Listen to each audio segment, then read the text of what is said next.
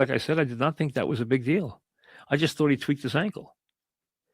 Afterwards they weren't saying hamstring, and then by the morning they're saying hamstring. I'm like, hamstring?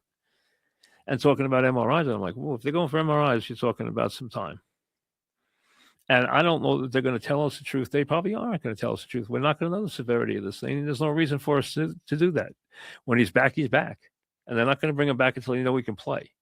Because they don't want him to go in there and rip it again and rip it severely and then be gone for the rest of the playoffs, because they aren't going anywhere without him. We know that going in. It's funny. You cultivate this bench so that it's there when you need it. And the thing about Shannon is you can sit him. You can ignore him. You can forget he's on the team. And then you can say to him, I need you now. And that son of a gun's going to go in there and he's going to make plays. Because that's who he is. That's who he's been his whole career. And he goes in that game tonight and he lit a fuse in that second quarter. He got 9 points in that second quarter, and he lit an absolute fuse in that second quarter. That run that got them the lead in the second quarter was with Brunson off the court. And it was with Shamet and Alvarado and Robinson, and those guys took the lead. And then they brought Brunson back in, and they extended that thing to double digits at the half.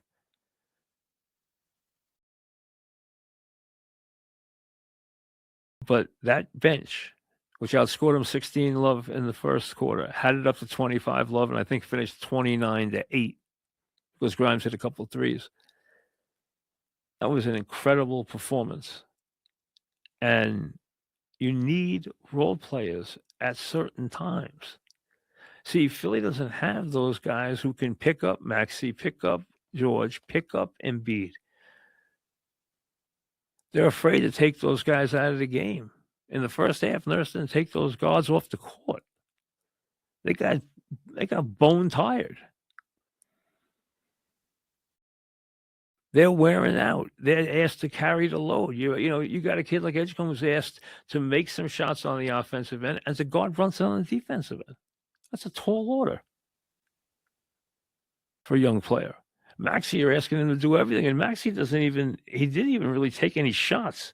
He was more intent on driving the ball to the basket and trying to get involved with Embiid, who just wasn't finishing well.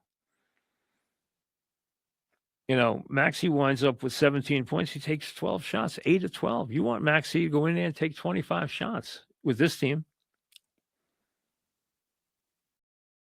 Edgecombe plays 40 minutes, took 9 shots.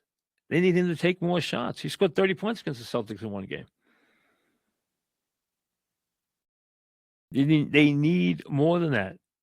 Oubre's given them a lot. He's usually a defensive guy, but he's given them some scoring and he's hit some threes.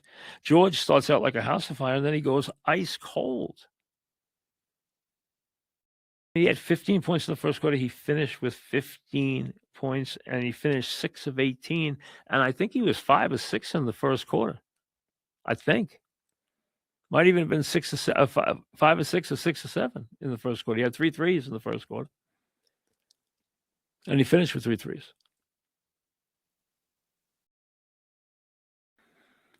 So now you just sit and wait. And people get into silly stuff like how many Knicks fans are going to be there Sunday. Who cares? Who cares? What do I care how people decide to spend their Mother's Day? If somebody wants to drive to Philly, I'm sure you'll get a ticket. I'm sure the Philly fan is now disillusioned enough that he's not going to pay attention. If you want to fill a building and do that, go have a ball. Who cares about that? I mean, to me, I'm not going to worry about how many Knicks fans are in the building. I know one thing. If they come back and play Game 5, there's going to be plenty of Knicks fans in the building in New York. That's fine. And you never know about Game 4s, okay? You just never know. You just never know the mentality of Game 4s in the NBA. They're always a little suspect. But who cares? This series is over. Knicks have put them away. They broke Atlanta's will. They've broken Philly's will. They did that tonight. They couldn't do it in their building. They did it tonight. They wore them down. They wore them out. And we knew the Knicks had some firepower, or at least some depth on the bench, and the Sixers did not. And him playing his guards so many minutes in the first half is killing them. They're exhausted at the end of the game. It's a physical game. It's an emotional game. It's an extremely challenging game. Both teams are playing very hard, and they just wear down. That's all there is to it. It's just the way it is. Just those couple of minutes. If you can play 36 minutes versus playing 43 minutes, makes a world of difference. World of difference. When you got to make these guys play both ends of the floor every play and play 40+ minutes, they get tired. There's not a lot of players that can do that. There's some. Hart can do that. He's got that kind of engine. He can do that. There are rare players who can go out there and give you that both ends. But remember, he's not a prolific scorer to begin with, and anything you get from him offensively is gravy. He's going to have his heart attack 3 or 4 times where he's going to beat you down the floor and get a layup. He's going to clang most of his outside shots. We know that. And he's going to get a ton of rebounds and play his heart out. And that's what he did again tonight. 11 rebounds for Hart, 12 rebounds for Towns. Shamet with an incredible game, 15 points, 5 or 6 from the floor, 2 or 3 from 3, and a plus 20. Just played with intensity, with fire, with purpose.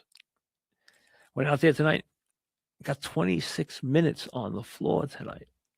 Those were big, positive minutes for him.